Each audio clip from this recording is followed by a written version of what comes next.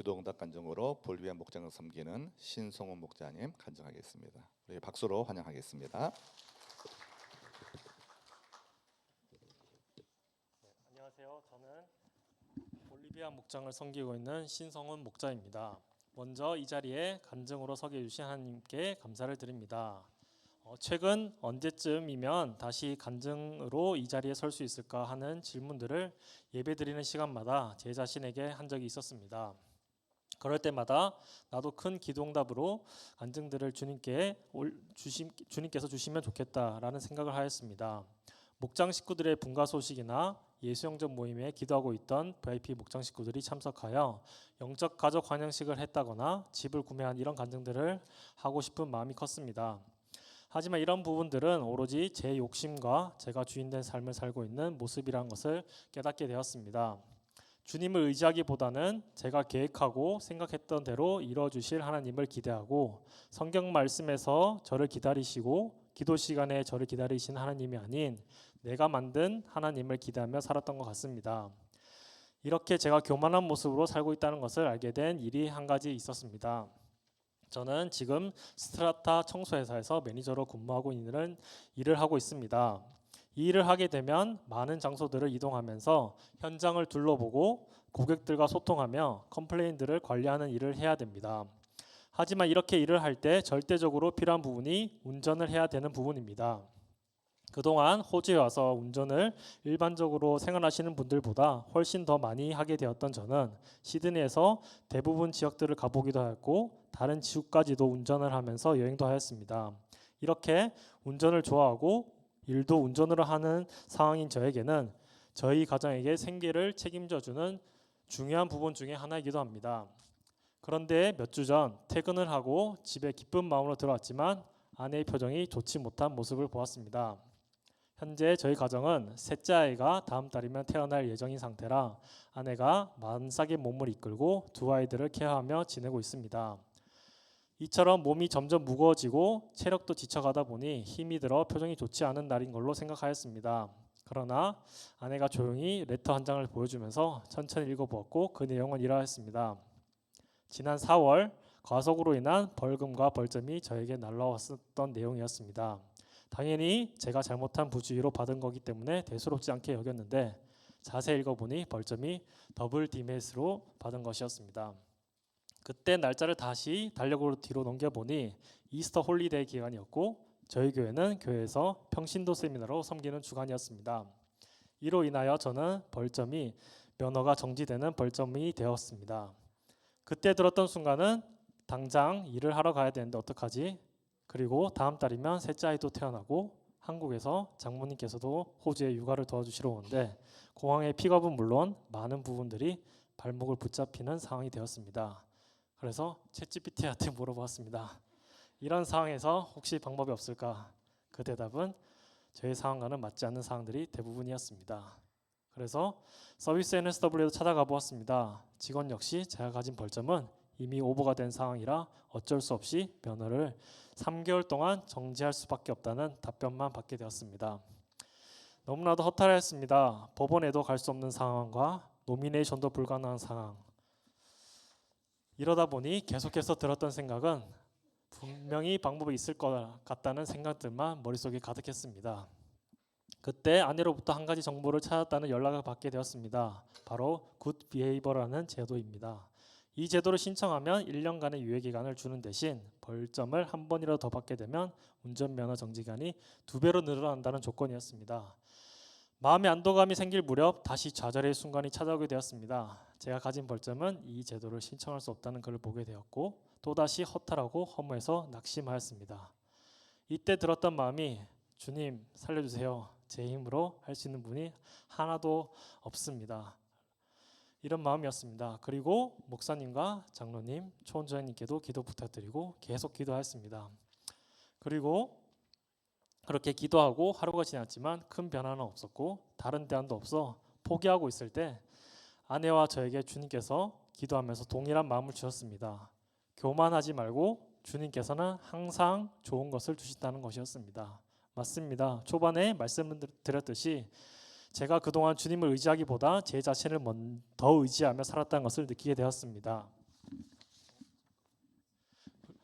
그 상황 가운데서 제가 주님께서 간절히 기도하였던 기도응답은 항상 주님만을 의지하고 주님께서 더 주시는 마음만을 가지고 항상 살아야겠다는 마음을 주셨습니다. 그리고 그 다음 날 목사님께서 한 카톡의 내용을 보내주셨습니다. 몇 년 전 저랑 같은 비슷한 내용을 해결해 주셨다는 간증을 해주셨습니다. 그래서 그 내용을 가지고 다시 찾아보았고, 그러다가 주님께서 기도하면서 저에게 친한 친구 한 명이 갑자기 생각나게 되었는데, 그 친구가 저랑 비슷한 상황으로 저보다 더 벌점이 많은 지인을 소개시켜 주셨습니다. 그리고 그 지인을 통해 해결할 수 있는 방법들이 점점 풀어나게 됐고, 꼬였던 문제들이 점점 해결해지게 되었습니다. 이 상황들을 통해서 하나님은 항상 저에게 좋은 것을 주시고, 기도하면 하나님께서 닫혔던 문을 열어주시는 하나님을 경험하게 되었습니다. 목장 식구들 때문에 항상 감사와 불평보다는 항상 든든한 버팀목을 띄워주는 목장 식구들 때문에 목장 모임도 매주 할 수 있는 이런 상황들이 있었지만, 그 가운데서도 불평보다는 계속 주님을 더 의지하지 못했던 제 모습이 생각났고, 직장에서도 항상 주님만을 더 의지하지 못하고 제 계획들만은, 그리고 사장님께서 인정해 주시는 그런 상황들만 실천하면서 계속 일을 하였다 보니 주님과 더 멀어졌던 상황인 것 같습니다. 이 상황을 더 주님께 올려드릴 때 주님은 저를 더 신뢰하게 해주시고 더 주님을 더 의지하게 해주는 간증을 또 하게 해주셨습니다. 다음 달이면 또 아이도 태어나는데, 이 상황 가운데서 주님을 더 한층 더 가까워지는 시간도 허락해 주시고, 또한 삶 공부를 통해서 생명의 삶을 신청하고 생명의 삶 공부를 통해 다시 초심으로 돌아갈 수 있는 하나님은 마음을 주심에 또 감사를 드립니다. 이 간증을 또 하게 해주신 주님께 감사드리며 하늘 복 땅의 복 모두 많이 받으세요. 감사합니다. 네, 제가 우리 간증한 신성 목장에서 축복 기도하기 원하시는 분들 앞에 모두 나오셔서 시간 기도하는 시간을 갖도록 하겠습니다. 인생을 살다 보면 어려운 일이 생길 때가 있습니다. 하지만 그때마다 나도 모르게 내 힘과 또 내 지혜를 앞으로 나오세요. 예, 의지하지 말고 또 하나님을 의지하고 나아가는 우리 신성 목장의 간증이 우리에게 큰 도전이 되는 것 같습니다. 나도 모르게 교만해지는 순간 내가 다 이 일을 해결할 수 있다는 그런 모습들, 둥그렇게 쓰시기 바랍니다. 그래서 하나님이 기뻐하시는 그러한 이제 목자의 삶을 살아갈 수 있도록, 어쩌면 또 이런 일이 개인적으로는 힘든 일이 될 수 있지만 이 과정을 통해서 하나님의 능력을 체험, 우리 성 목자님 계속해서 또 일도 잘 감당하고 또 가정도 잘 세워나가고 또 벌리온 목장을 아름답게 세워나갈 수 있도록 지혜를 달라고 통성으로 잠시 기도하겠습니다. 살아계신 아버지 하나님, 참으로 감사합니다. 저 인생 속에 좀 찾아와 주셔서 때로 우리가 살다 보면 원치 않는 어려운 일이 생기지만 그럴 때마다 우리에게 감당할 셈을 주시든지 피할 길을 열어주신 주님을 찬양합니다. 우리 성공 목자님이 원치 않게 또 이렇게 또 벌점을 많이 받아서 아버지 하나님 어려움이 생겼지만 또 기도하는 가운데 하나님 길을 열어주시고 또 그 문제가 해결되기 도우신 아버지께 감사를 드립니다. 아버지 하나님, 그렇습니다. 하나님은 신실하시고 살아계셔서 주의 나라를 헌신하는 분들에게 새로운 기회를 열어주십니다. 앞이 캄캄하고 서툰 산중 같아도, 때로는 뛰어넘지 못하는 그러한 장애물이 있는 것 같아도 하나님이 함께 하시면 그 장애물을 넘게 되고 그 문제를 돌파하게 되는 것을 보게 됩니다. 이번 성목장의 이 귀한 기도응답 간증이 아버지 하나님, 때로는 내 힘으로 할 수 있다고 내 중심의 삶을 살았던 그 교만함을 깨뜨려 주시고 주님을 의지하고 또 믿음의 공동체 안에서 신앙의 선배들과 함께 기도하며 나아갈 때 하나님 일하심을 간직케 하신 아버지께 감사를 드립니다. 이 귀한 간증을 주님께 기억하여 주시어서 우리 소금 목자의 인생이 앞으로 여러 가지 어려움을 당한 많은 VIP를 돕고 잘 섬길 수 있는 복된 인생 될 수 있도록 축복하여 주시옵소서. 가정의 복을 더하시고 또 이제 셋째도 잘 태어나게 도와주시고 건강하게 태어나게 도와주시고 가정에 하늘의 복이 가득하고 이 땅의 복이 충만하도록 역사하여 주시옵소서. 일터의 복을 도와주셔서 매니저로서 사역 감당하며 더 많은 영혼들을 구원하며 또 목장을 든든히 세워나갈 수 있도록 주의 성령께서 인도하시고 역사하여 주시옵소서. 이 모든 말씀을 사랑과 은혜가 풍성하신 우리 주 예수 그리스도의 이름으로 축복하며 간절히 기도드립니다. 아멘. 이 시간 우리 올리브 블레싱 하겠습니다.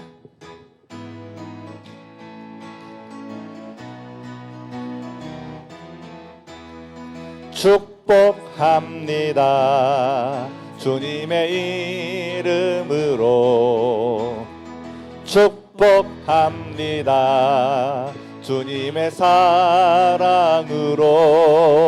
이곳에 모인 주의 거룩한 자녀에게 주님의 기쁨과 주님의 사랑이 충만하게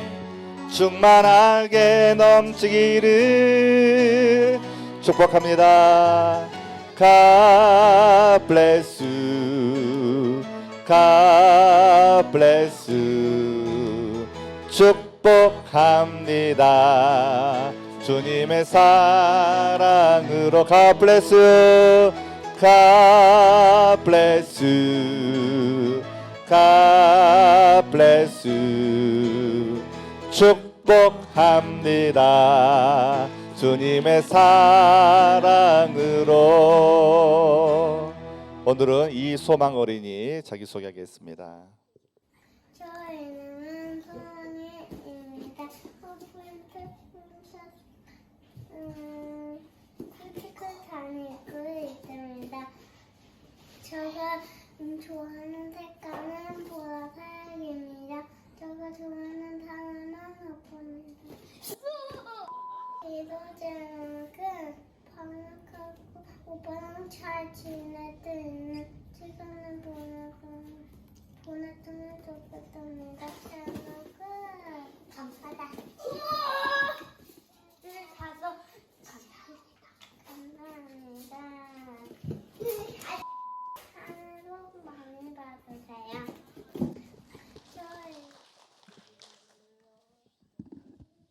네, 기도하시겠습니다.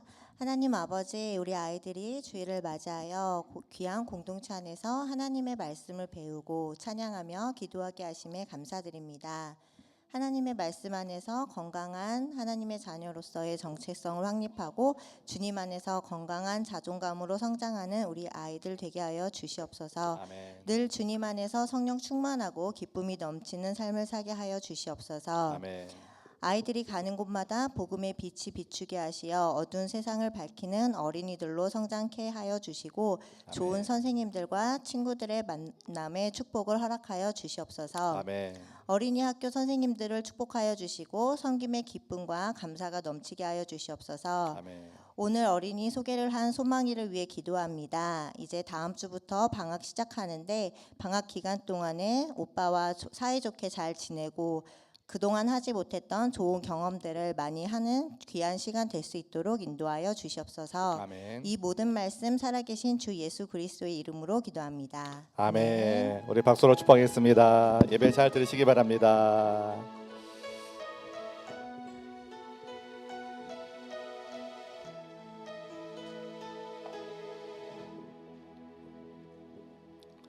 오늘 주신 하나님 말씀은 사도행전 10장 34절에서 43절에 있는 말씀입니다. 우리 다 같이 일어나서 하나님을 경외하는 마음으로 한글 영어 중에 여러분 편려원으로 함께 읽도록 하겠습니다. 다 같이 읽겠습니다. 베드로가 입을 열어 말하였다. 나는 참으로 하나님께서는 사람을 외모로 가리지 아니하시는 분이시고 하나님을 두려워하며 의를 행하는 사람은 그가 어느 민족에 속하여 있든지 다 받아주신다는 것을 깨달았습니다. 하나님께서는 이스라엘 자손에게 말씀을 보내셨는데 곧 예수 그리스도를 통하여 평화를 전하셨습니다.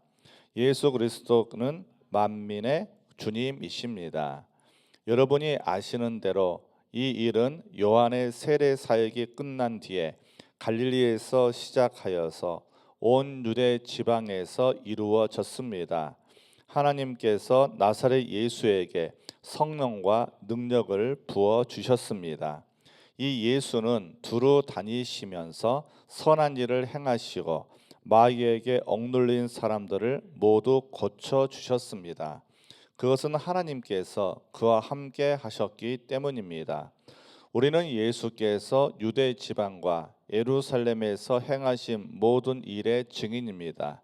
사람들이 그를 나무에 달아 죽였지만 하나님께서 그를 사흘날에 살리시고 나타나 보이게 해 주셨습니다. 그를 모든 사람에게 나타나게 하신 것이 아니라 하나님께서 미리 택하여 주신 증인인 우리에게 나타나게 하셨습니다. 그가 죽은 사람들 가운데서 살아나신 뒤에 우리는 그와 함께 먹기도 하고 마시기도 하였습니다. 이 예수께서 우리에게 명하시기를 하나님께서 자기를 살아있는 사람들과 죽은 사람들의 심판자로 정하신 것을 사람들에게 선포하고 증언하라고 하셨습니다. 이 예수를 두고 모든 예언자가 증언하기를 그를 믿는 사람은 누구든지 그를 이름으로 죄 사함을 받는다 하였습니다. 아멘. 자, 우리 서로 축복하며 앞뒤적으로 인사하겠습니다. 하늘 복 많이 받으세요. 인사하겠습니다. 하늘 복 많이 받으세요. 하늘 복 많이 받으세요. 잠시 기도하겠습니다. 주님, 이 시간 주의 말씀 듣기 원합니다. 우리의 각 개인의 삶과 우리의 가정과 우리 공동체에 필요한 말씀을 종의 입술을 통하여 잘 대언하게 하시고 그 말씀을 듣고 우리가 샘을 얻고 다시 용기를 가지고 세상에 나가 승리할 수 있도록 주님 축복하여 주시옵소서. 사랑 많으신 우리 주 예수 그리스도 이름으로 감사하며 간절히 기도드립니다. 아멘. 1994년에는 팔레스타인 지역 평화를 위해 기여한 공로로 3명이 노벨 평화상을 공동 수상하게 되었습니다. 이스라엘 이츠하크 라빈 총리, 그리고 이스라엘 시몬 페레스 외무장관, 그리고 팔레스타인 해방기구 의장이었던 야세르 아라파트, 이렇게 3사람이 노벨 평화상을 공동 수상하였습니다. 그러나 이듬해 이스라엘 라빈 총리는 극우 청년의 총을 맞아 피살되었고 그로부터 9년 후 아라파트는 지병으로 사망하게 되었습니다. 그리고 이스라엘과 팔레스타인 간의 평화는 여전히 이루어지기 어렵다고 사람들이 생각하게 되었습니다. 2024년 7월부터 이스라엘과 이란의 분쟁 이것이 시작되었고 그 긴장감이 더 고조되어 이제 제5차 중동 전쟁으로 번지지 않을까 염려하는 사람들이 요즘 많아지고 있습니다. 지난 6월 21일 미국이 이란의 핵시설에 대한 공습을 결정함에 따라 포르도, 나탄즈, 아스판 3곳의 핵시설이 미 항공기의 공습을 받으며 두 나라 간 분쟁에 미국이 직접 개입하게 되었습니다. 현재는 이스라엘과 이란 두 나라 전쟁에 미국까지 개입하게 되어서 앞으로의 상황에 대해서 모두 불안해하고 있는 상황이죠. 이렇게 표면적으로 사인하고 작성한 평화는 얼마 못 가서 깨어지게 된다는 사실을 우리 역사를 통해서 배우게 됩니다. 겉모습의 평화는 금세 깨어지게 되어 있다는 것이죠. 다 같이 한번 따라서 하겠습니다. 겉모습의 평화는 금세 깨어지게 되어 있다. 2000년 노벨 평화상 수상자는요, 민주화와 남북 간 사이에 평화 정착을 위해 있어온 대한민국 김대중 대통령이었습니다. 이때 미국의 BBC 텔레비전은 사실 보도와 함께 논평을 덧붙였는데 이런 논평을 했습니다. 남한의 김대중 대통령은 노벨 평화상을 수상하게 되었지만 역설적이게도 한반도의 평화는 한반도의 또 다른 김씨인 북한의 김정일 국방위원장의 손에 달려 있다. 이 얼마나 날카로운 논평입니까? 특정 개인에 의해 좌우되고 결정되는 평화가 아니라는 것이죠. 특정 인간에 의해 언제든지 내가 원하는 평화도 다른 사람 때문에 그 평화가 깨어질 수 있다면 그것은 참된 평화일 수 없다는 말입니다. 또 우리가 사는 2025년도 오늘날의 세상은 지금 관세 전쟁과 무역 보복 사례들로 넘쳐나고 있습니다. 미국이 주요 국가들에 대해 고율 관세를 부과하고 각국이 맞대응하게 되어 무역 갈등이 더욱 심화되고 있는 것이 사실입니다. 이런 특정 나라의 이익을 보호하려는 여러 정책들은 또 다른 국가의 손해를 초래하게 되었고 경제적 긴장과 불안정이 늘어나고 있음 우리는 역사를 통해 배우고 있습니다. 그래서 우리는 이런 경제적 협상을 통한 평화, 정치적 협상을 통한 평화는 언제든지 깨질 수 있는 위태로운 평화로밖에 말할 수 없는 것이죠. 지난 7월 미국의 공격적인 관세 정책은 세계 무역 질서를 뒤흔들고 있다고 ABC 뉴스는 직접 보도하기도 했습니다. 여기서 우리는 질문해 보아야 합니다. 우리가 믿는 이 평화는 얼마나 확실한가 하는 것입니다. 우리가 믿었던 평화가 얼마나 깊고 견고한가 하는 것이죠. 요즘 크리스찬 젊은이들 사이에서 큰 관심을 가지게 된 한 정치 운동가의 죽음에 대해 많은 사람들이 애도하고 있습니다. 그 애도의 물결이 전 세계에 퍼져나가고 있음을 우리는 여러 가지 뉴스를 통해 접하게 됩니다. 미국의 한 대학교에서 미국 정치 운동가인 찰리 커크가 강연 중 발생한 총격 사건으로 인해 사망했습니다. 대통령 선거 유세 현장도 아니었지만 총격을 받았습니다. 이유가 어떻든 토론하고 연설하는 강연장에서 총격을 받아 사망했다는 보도는 이 시대에도 표현의 자유, 학문의 자유가 폭력과 갈등 속에서 위협받고 있다는 사실을 우리에게 보여주고 있는 것이죠. 이 사건은 우리가 가진 자유에 대한 신념과 모든 사람들이 누려야 할 평화가 언제든 인간의 폭력적인 행동 앞에 무너질 수 있다는 것을 보여주고 있습니다. 우리는 이런 현실 속에서 이 세상에는 참된 평화가 없다는 것을 실감하게 됩니다. 우리는 여기서 또 한 번 질문해 보아야 합니다. 어떤 확고한 평화가 있다면 그것이 사람의 손에 달려 있거나 누군가의 힘에 달린 것이어서는 안 된다는 사실입니다. 저는 가정교회 목회를 하면서 평화를 지속해야 하는 교회 공동체에서 그 평화가 오래가지 못함을 경험하기도 했습니다. 사랑으로 생명을 살리는 교회, 1.5세와 2세를 책임지는 교회, 평신도 사역자를 키워가며 하나님 나라에 기여하는 교회라는 핵심 가치를 가지고 저희 생명교회는 시작되었고 그동안 우리 모두 헌신해 왔습니다.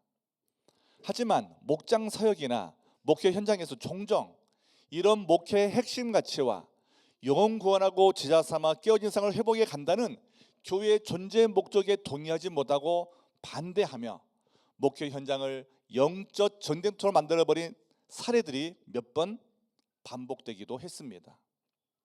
교회는 사람들이 모인 곳이요 죄인들이 모인 곳이기에 지상교회는 완벽하지 않다고 신학자들이 말합니다. 국제가사원을 설립하신 최영기 목사님은 그래서 교회는 환자들이 모인 병원이다라는 표현까지 하며 책을 쓰기도 했습니다. 하지만 교회의 머리는 예수님이시기 때문에 우리가 예수님 말씀을 따라 평화의 복음을 전해야 되고 교회는 평화를 지키는 곳이 되어야 합니다. 사랑이 넘치는 공동체를 세워나가야 한다는 것이죠.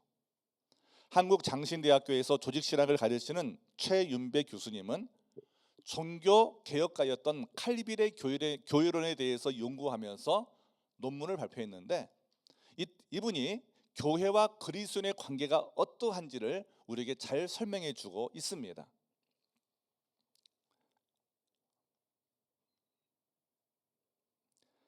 그리스도의 몸으로서 교회에 대한 칼빈의 교회상은 기독론 중심으로 나타나게 되어 있다. 이 세계 안에 하나님의 질서가 있다. 이것이 교회이다.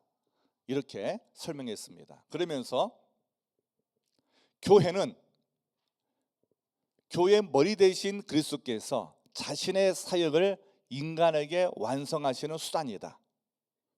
교회는 하나님의 계시의 장소이며 그리스도와 우리 사이의 만남의 장소이다. 그러므로 교회를 떠나는 것은 하나님과 그리스도를 부정하는 것이다. 이렇게 해석하기도 했습니다. 사랑하는 교회 여러분, 교회에서 사역하다가 서로 의견이 달라서 서로 다툴 수도 있고 때로는 의견 충돌로 인해 마음이 상할 수도 있을 것입니다. 그러나 하나님과 그리스도를 부정하는 실수를 우리가 범해서는 안 되겠습니다. 적어도 주님의 뜻을 부정하지는 마십시다. 내가 기분이 언짢고 내 삶의 현장이 괴로울 수도 있고 내 생각과 교회의 방향이 다를 수도 있을 것입니다. 하지만 우리는 그 과정에서 욥의 인내를 배우며 그 과정을 통해 우리를 정금 인생으로 다시 빚어가시는 하나님을 경험할 수 있기를 우리가 소망해 보면 좋겠습니다. 우리가 살아가는 세상에 참된 평화가 존재하고 있나요? 진정한 평화가 존재한다면 우리는 모두 그곳으로 가야 할 것입니다. 그러나 앞에서 살펴보았듯이 이 세상에 참된 평화는 존재하지 않습니다. 아니, 낙원이라고 말하는 그 공동체가 있다 하더라도 얼마 못 가서 잡음이 생기고 깨어지게 되어 있습니다. 그렇다고 우리는 낙심해서는 안 됩니다. 왜냐하면 주님의 말씀에 따라 참된 평화를 우리가 맛볼 수 있기 때문이죠. 오늘 사도 베드로는 그 참된 평화를 우리에게 소개하고 있습니다. 36절을 보십시오. 하나님께서는 이스라엘 자손에게 말씀을 보내셨는데 곧 예수 그리스도를 통하여 평화를 전하셨습니다. 예수 그리스도는 만민의 주님이십니다. 여러분 성경을 읽고 찬송가를 이렇게 이제 찬송가 가사를 볼 때 평안, 평강, 평화, 화평이라는 단어가 자주 반복됩니다. 이것은 모두 히브리어 샬롬, 헬라어 에이레네를 우리말로 각각 다르게 번역한 것이죠. 그러므로 성경을 읽든지 찬송가의 찬송 가사를 부르든지 우리가 이 화평, 평화, 평강, 평안이라는 단어를 보면 모두 의미가 같다고 보시면 됩니다. 여기서 우리가 뭘 알 수 있습니까? 참된 평안은 세상이 주는 것이 아니고 오직 예수 그리스도의 십자가를 통해 하나님께로부터 우리에게 내려온다는 것입니다. 다 같이 함께 읽어보겠습니다. 시작. 참된 평안은 오직 예수 그리스도의 십자가를 통해 하나님께로부터 내려온다. 베드로는 먼저 모든 사람들에게 열려진 평화의 복음을 34, 35절에서 전합니다. 하나님은 사람을 외모로 취하지 않으십니다. 이렇게 말합니다. 그래서 유대인, 이방인, 아니 어떤 배경을 가진 사람들도 복음에서 죄되지 않는다고 말합니다. 자, 그리스도의 복음은 차별 없이 모든 사람들에게 열려 있다는 것입니다. 그리고 이어진 36절부터 41절에서 베드로는 예수 그리스도 안에서 주어진 평화를 설교합니다. 예수님은 성령과 능력을 받아 이 마을 저 마을 다니시면서 억눌린 자를 자유케 하셨다는 것이죠. 여기서 우리가 알아야 할 것이 있습니다. 성령 하나님이 일하시는 현장에는요 진정한 평화가 넘치게 된다는 것입니다. 환경이 변하지 않아도 우리의 마음이 평안해지고 그리고 뒤틀린 관계 속에서 그 관계가 조금씩 회복되어지며 세상에 줄 수 없는 평화가 우리 각 사람의 마음에 임하게 된다는 것이죠. 그리고 예수님이 유대인들에게 의해 십자가에서 죽으셨으나 하나님께서 사흘 만에 다시 살리셨다고 이제 설교합니다. 죽음을 이기고 우리에게 새 생명을 준 것을 발표한 것이죠. 그리고 예수님의 삶, 십자가, 부활을 통해 하나님과 우리 사이에 막힌 담이 허물어졌음을 베드로는 선포합니다. 그래서 예수님은 우리에게 하나님과 단절된 담을 허무시고 진정한 평화를 우리에게 줬다고 평화의 복음을 베드로가 고넬료 가족에게 전한 것입니다. 그래서 우리가 알아야 될 것이 있습니다. 진정한 평화는 죄 사함에서 시작된다는 거예요. 다 같이 한번 읽어보겠습니다. 시작. 진정한 평화는 죄 사함에서 시작되어 하나님과 화목하고 이웃과 화해하며 세상 속으로 흘러간다. 사도 베드로는 죄 사함에서 시작되는 평화를 고넬료 가족들에게 소개하고 선포하면서 하나님은 산자와 죽은 자의 심판자로 세우심을 받으셨다고 말합니다. 그래서 누구든지 그 예수의 이름을 믿는 자는 죄의 사함을 받게 된다는 것이죠. 여러분, 그러면 왜 우리에게 죄의 사함이 필요합니까? 인간의 죄는요 거룩하신 하나님과 인간 사이를 가로막는 장벽이 되어버렸기 때문입니다. 그 죄의 장벽으로 인해 인간은 하나님으로부터 비롯되는 절대적인 평안을 상실하고 세상에 인스턴트 평화를 추구하게 되었습니다. 오늘날 동서남북을 아무리 둘러보아도 이 땅에 진정한 평화, 참 평화가 없는 것은 비단 우리가 살고 있는 이 시대의 현상만이 아닙니다. 아담과 하와가 하나님과 함께 지냈던 에덴 동산의 삶에서 죄를 짓고 이제 에덴 동산을 떠나는 그 순간부터 인간은 참 평안을 상실하고 그저 이제 평화를 찾는 인생이 되었습니다. 그 이유는 오직 하나예요. 바로 죄 때문입니다. 죄의 장벽 때문입니다. 예수 그리스도는 바로 그 죄의 장벽을 허물어 주신 우리의 구원자가 되신 것이죠. 인간이 지은 죄의 형벌을 대신 예수님이 받으시기 위해서 예수님 자신의 머리부터 가시관을 쓰시고 발에 못을 박을 때까지 온 몸을 십자가의 제물로 세상에 내어 놓으심으로써 하나님과 인간 사이에 막혀있던 죄의 장벽을 허물어 주셨을 뿐만 아니라 우리가 그렇게 만나고 싶은 거룩하신 하나님과 연결하는 다리가 되어주신 것입니다.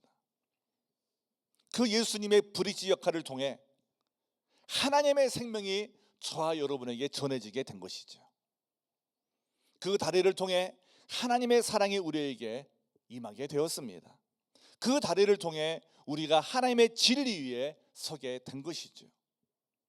그 다리를 통해 우리가 하나님의 절대적인 평안에 접붙여지게 된 것입니다. 더욱이 우리의 죄를 지시고 십자가에 돌아가셨던 우리 예수님께서 3일째 되는 날 죽음을 깨뜨리시고 영원히 부활하심으로 주님이 이 세상에 그 무엇에도 흔들리지 않는 임마누엘의 하나님의 되심을 친히 우리에게 보여주신 것입니다. 믿습니까? 그러므로 우리는 예수님이 우리를 위해 지었던 그 십자가, 그것은 하나님의 절대적인 평안에 우리를 접붙여 주시기 위한 플러스 더하기 표가 된 것입니다. 십자가가 플러스잖아요. 우리는 십자가를 볼 때마다 죄 때문에 하나님과 단절된 우리의 인생이 다시 하나님과 하나 되었구나, 이것을 깨닫게 되는 것이죠. 따라서 베드로가 이방인이었던 백부장 고넬료의 그 가족들에게 복음을 전하는 설교 첫머리에서부터 예수 그리스도의 복음을 평화의 복음이라고 36절에 설명한 것은 참으로 적절하다고 우리가 볼 수 있는 것입니다. 이 시대에도 세상 속에 참 평강이 없기 때문에 사람들이 헤매고 있습니다. 왜 돈을 많이 벌려고 합니까? 왜 좋은 곳에서 음식을 먹으려고 합니까? 왜 좋은 친구들을 만들려고 합니까? 뭔가 좀 평강을 누리고 싶어서 아닐까요? 이 시대의 사람들 역시 참된 평안에 목말라고 있으면 오늘 그 시대의 인간들, 즉 베드로 시대의 사람들도 참된 평안에 목말라고 있었으면 오늘날에 우리가 똑같았기 때문일 것입니다. 참된 평안은 세상에서 찾는 것이 아닙니다. 오직 예수님의 십자가를 통하여 위로부터 하나님의 그 사랑이 흘러와서 우리가 그 평안을 맛보게 되는 것이죠. 그러나 위로부터 내려온다고 해서 우리의 머리카락을 타고 흘러내려온 것이 아닙니다. 찬송가 412장 1절은 우리에게 이렇게 노래하게 합니다. 내 영혼의 그 깊은 데서 맑은 가락이 울려나네.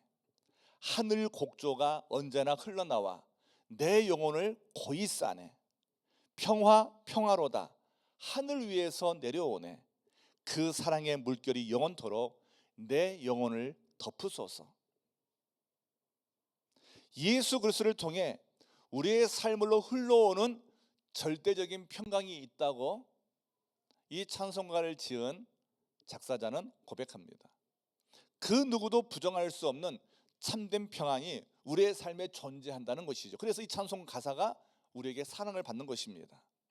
그 평강은 우리의 마음속 깊은 곳에서 우리의 영혼에서 분수가 솟아오르듯이 샘솟듯이 솟아오르고 있는 것이죠. 아무리 큰 태풍과 폭풍우가 바다에 몰아쳐도 바닷속 깊은 심해는 그 태풍과 폭풍의 영향을 전혀 받지 않는다고 합니다. 그래서 위로부터 내려오는 하나님의 신 평안은 우리 마음속 깊은 곳에서 솟아오르기 때문에 이 세상의 그 어떤 것으로부터 영향을 받지 않게 됩니다. 그래서 이방인 고넬료에게 평화의 복음을 전했던 베드로는 로마에서 거꾸로 십자가에 매달려 죽었을 때에도, 순교했을 때에도 그 참된 평안을 잃지 않았던 것입니다. 사랑하는 생명교회 교우 여러분, 사도 바울은 유라굴로 광풍을 지나면서 배가 파손되어 죽을 뻔한 위기를 맞이했을 때에도 그는 두려워하지 않고 평화를 잃지 않았습니다. 로마의 지하 감옥에 갇혔을 때에도 사도 바울이 가진 참된 평화는 로마 감옥이 빼앗아가지 못했습니다. 그래서 로마 감옥에서도 사도 바울은 빌립보 교인들에게 이렇게 편지하고 있습니다. 아무것도 염려하지 말고 다만 모든 일에 기도와 간구로 너희 구할 것을 감사함으로 하나님께 아뢰라. 그리하면 모든 지각에 뛰어난 하나님의 평강이 그리스도 예수 안에서 너희 마음과 생각을 지키시리라. 우리가 잘 아는 빌립보서 4장 6절 7절 말씀이죠. 우리가 인생의 어려움을 당할 때 우리의 마음을 지키고 생각을 지켜나간다면 우리 마음속 깊은 곳에서 솟아나는 참된 평화를 누리게 될 것입니다. 세상의 유행이나 상식의 평화를 빼앗기지 마시기 바랍니다. 진정한 평화는 세상이 주는 것이 아니고 세상의 가치관이 주는 것이 아니고 물질이 주는 것이 아니고 예수님 안에 있을 때 진정으로 주어지는 것이기 때문입니다. 오늘 말씀을 통해 우리에게 주어진 진정한 평화는 죄의 삶에서 시작되어 하나님과 화목하고 이웃과 화해하며 세상 속으로 흘러가는 것을 우리는 깨닫게 됩니다. 평화의 복음은 나만을 위한 것이 아닙니다. 모든 사람을 위한 것입니다. 진정한 평화는 세상에서 누리는 것이 아니라 예수 그리스도 안에서만 누릴 수 있는 것입니다. 평화는 죄의 삶을 통해 시작되어 하나님과 화목하게 되고 그 하나님과 화목된 그 감사와 평화가 이웃과 화해하게 만들고 세상 속으로 흘러간다는 것을 우리는 깨닫게 되는 것이죠. 오늘 예배드리는 우리 모든 교우들 한 분 한 분 이 평화의 복음을 누리시기를 바랍니다. 또 주님이 전하는 이 평화의 증인이 되시기를 간절히 축원드립니다. 예수님만 우리에게 말씀하세요. 화평하게 하는 자는 복이 있나니 그들이 하나님의 아들이라 일컬음을 받을 것임이라. 십자가를 지신 예수님에게는 하나님께서 위로부터 내려주신 절대적인 평강이 있었습니다. 그 평강은 십자가의 예수 그리스도를 구주로 모신 우리의 심령 속 그 깊은 곳까지 자리 잡게 되는 것이죠. 우리의 마음속 깊은 곳에 그 깊은 데서 그 평강이 솟아나는 한 우리는 이 험한 세상의 그 어떤 역경도 능히 이기고 극복할 수 있게 될 것입니다. 우리의 마음속 심령 속 그 깊은 곳에서 솟아나는 그 평안의 원천은 만물을 새롭게 하시는 바로 주님의 생명이기 때문입니다. 그것은 죽음을 깨뜨리고 부활하신 우리 주님께서 우리에게 이렇게 말씀하시는 이유이기도 합니다. 평안을 너희에게 끼치노니 곧 나의 평안을 너희에게 주노라. 내가 너희에게 주는 것은 세상이 주는 것과 같이 아니하리라. 너희는 그러니까 마음에 근심하지도 말고 두려워하지 말아라. 기도하겠습니다.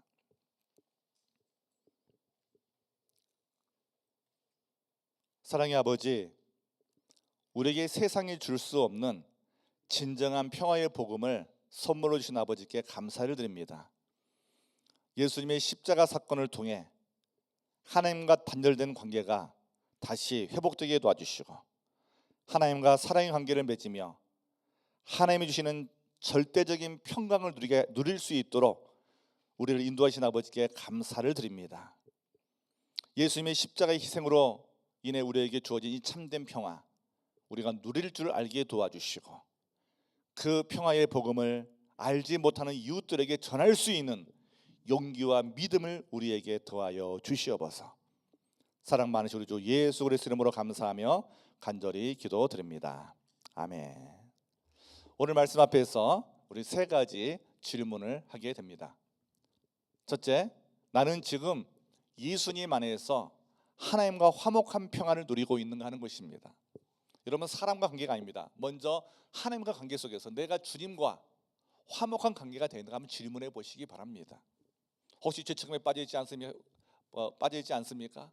때로는 내 삶의 환경 때문에 하나님께 원망하고 있지 않나요?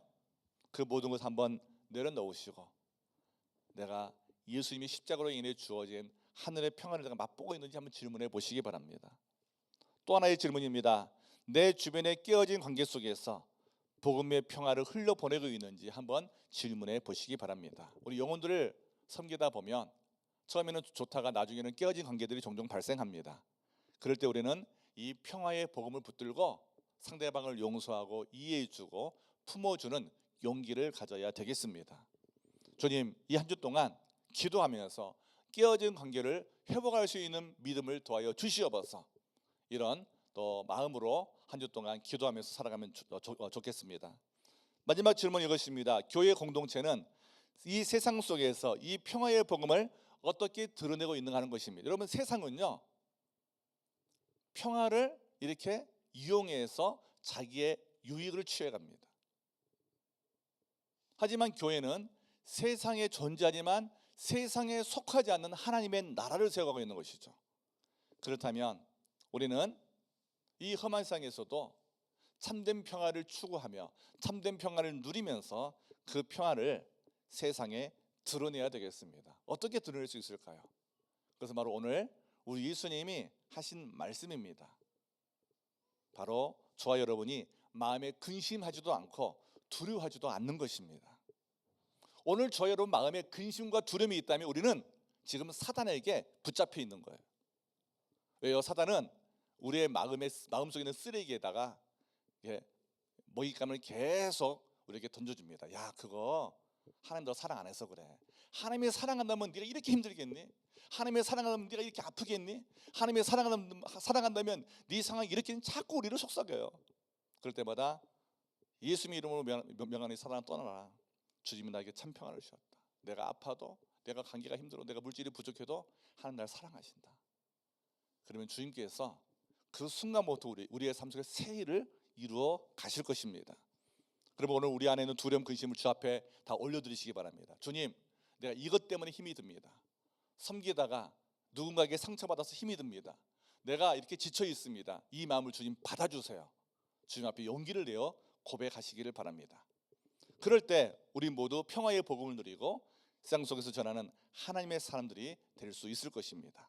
자, 이 시간 다 같이 일어나서 이런 질문을 하면서 하나님 앞에 주님, 한 주 동안 이렇게 살아보겠습니다 결심하면서 헌신의 시간을 갖도록 하겠습니다. 주는 평화 막힌 담을 모두 허셨네. 이 찬양을 한 3번 반복하는 동안에 여러분 마음속에 주님 그렇습니다. 이렇게 한번 삶을 살아보겠습니다. 제가 주님과의 화목한 평화를 누리며 주님 관계를 회복하겠습니다. 주님, 이웃과의 관계 속에서 목장 식구 관계 속에서 부의 관계 속에서 깨어진 그런 관계를 회복하겠습니다. 주님, 제가 이 교회 공동체를 세워가면서 세상 속에서 이 평화의 복음을 제가 전할 때 제 마음에 있는 두려움과 제 마음속에 숨겨진 그러한 근심 다 내려놓겠습니다. 주님 도와달라고 기도하시면서 창드리겠습니다. 주는 평화 막힌 담을 모두 허셨네. 주는 평화 우리의 평화 주는 평화 막힌 담을 모두 허셨네. 주는 평화 우리의 평화 염려 다 맡기라. 주가 돌보시니 주는 평화 우리의 평화 염려 다 맡기라. 주가 돌보시니 주는 평화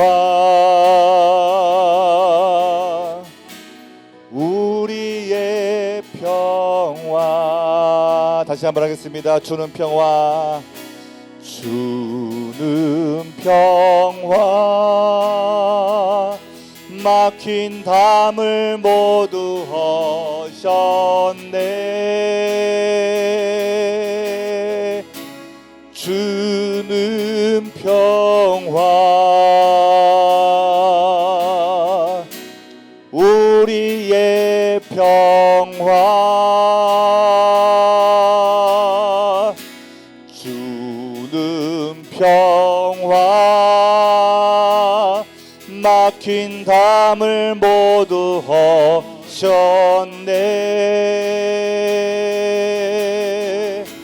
주는 평화,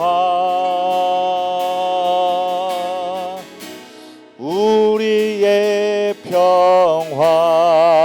염려다 맡기라, 주가 돌보시니. 염려다 맡기라,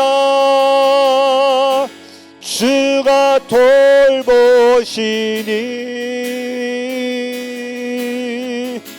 주는 평화, 우리의 평화. 염려다 맡기라, 주가 돌보시니. 주는 평화, 우리의 평화.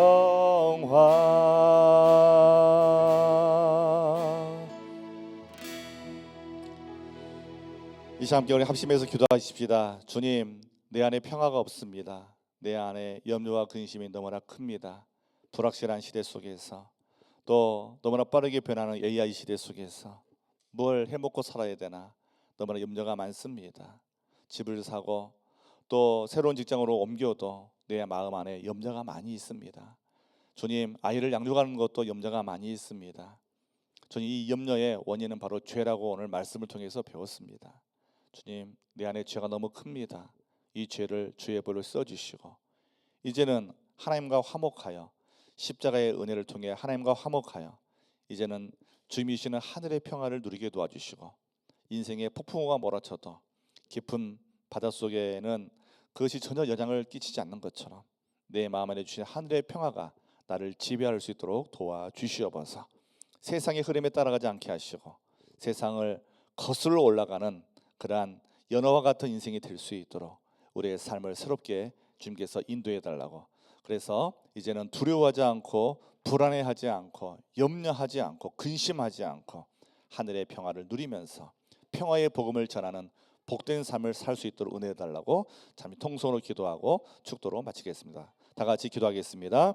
살아계신 아버지 하나님, 오늘 주신 말씀 앞에 다시 한번 우리의 약함을 고백합니다. 믿음으로 산다고 하지만 우리는 아직도 마음의 근심과 아버지 하나님 염려가 많이 있습니다. 그로 인해 생긴 두려움도 많이 있습니다. 이 모든 것들을 주의 벌로 씻어 주시옵소서.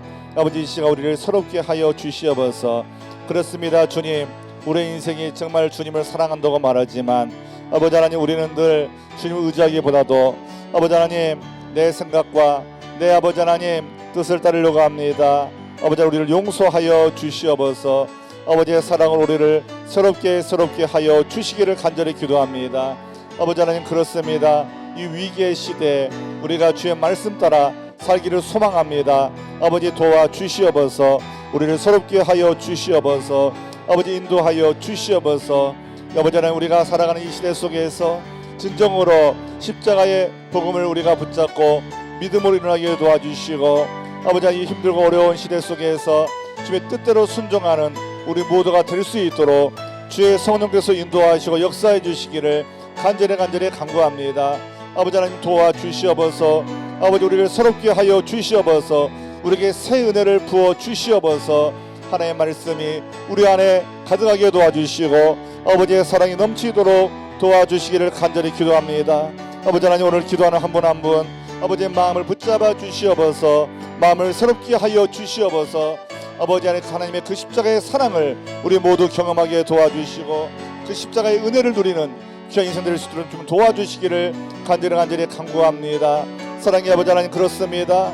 저희들 하늘의 평화가 필요합니다. 주님이 약속하신 평화가 필요합니다. 그 평화를 누리는 인생이 되게 하시고 그 평화를 세상에 흘러보여주는 삶이 될 수 있도록 한정아 우리 인생을 인도하시고 염려와 근심에서 두려움에서 자유케 되는 한 주간의 삶이 될 수 있도록 주님 도와주시옵소서.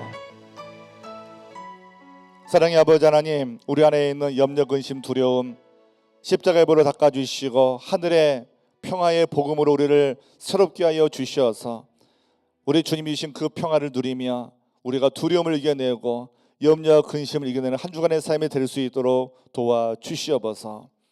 이제 평안한 마음으로 세상에 돌아가십시오. 선한 일에 용기를 가지시며 악을 악으로 갚지 마십시오. 항상 연약한 자를 도우시며 병든 자를 찾아보시며 곤란당하는 이웃을 위로하십시오. 모든 사람을 존경하시며 주님께 봉사하고 주님을 사랑하십시오. 모든 일을 믿음과 사랑으로 행하시며 어떤 일에도 소망을 포기하지 마십시오. 그리고 거룩하신 성령께 순종하여 기쁨과 감사의 생활을 해 나가십시오. 우리 하나님 아버지는 여러분을 항상 도와주실 것입니다. 아멘. 이제는 우리 개인의 목자가 되시며 교회의 머리가 되시는 우리 구주 예수 그리스도의 은혜와 독생자 예수님을 이 땅에 보내주시어 십자가에 죽기까지 우리를 사랑하신 아버지 하나님의 그 끝인 사랑하심과 성령 하나님의 인도하심과 위로하심과 교통하심이 평화가 없는 시대 평화의 복음을 붙잡고 하늘의 그 놀라운 평화를 누리며 살아가기로 결심하는 주의 아들 머리머리 위에 영원하고 지하 삼아 깨어진 상을 회복하며 이 평화의 복음을 전하기로 소망하는 우리 생명 공동체 위에 우리가 섬기는 선교지와 세계 열방 가운데 이제로부터 영원까지 항상 함께 있을지어다. 아멘.